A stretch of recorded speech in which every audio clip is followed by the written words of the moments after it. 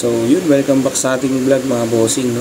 So yung topic natin ngayon ay yung pagko-convert ng gasolina papunta dun sa turbo diesel engine.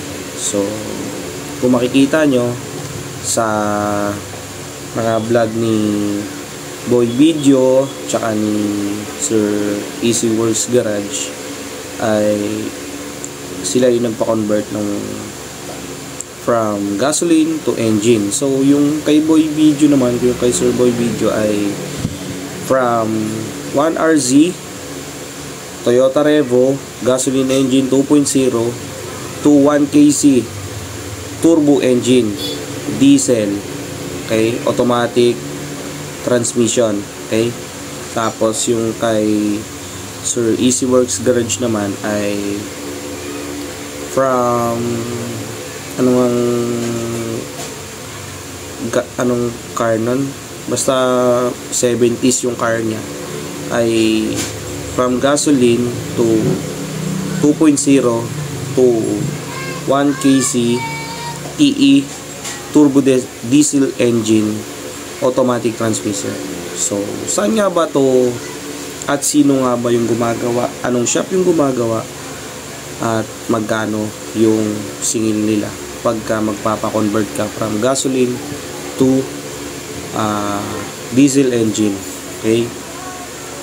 So base sa napagtanungan ko yung mismong shop, no, na gumagawa na from gasoline to diesel, ay yung presyo niya kung ang bibiliin mo sa kanya ay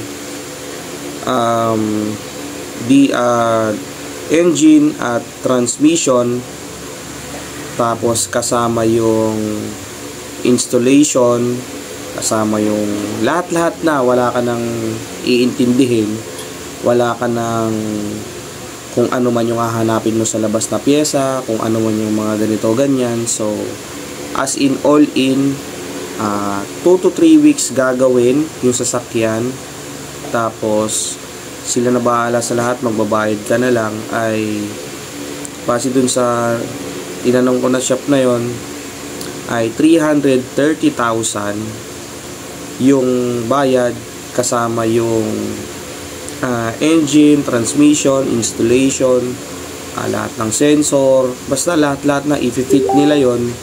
So ang gagawin mo na lang, dadali mo yung sasakyan sa kanila at sila na bahala doon. So ito nga pala, yung 330,000 na yon, yun yung babayaran mo pag good running condition yung sasakyan mo. So pag hindi good running yung sasakyan mo, ay siguro mas higher price pa doon, kasi yung engine mo isaswap mo na sa kanila yata yun, okay. Parang ganun na yung magiging setup. So ikaw, yung engine mo, tapos yung engine na ilalagay sa'yo, parang sa kanila na yata mapupunta. So 330,000 yung babayaran nyo. So dito yan makikita sa gas and diesel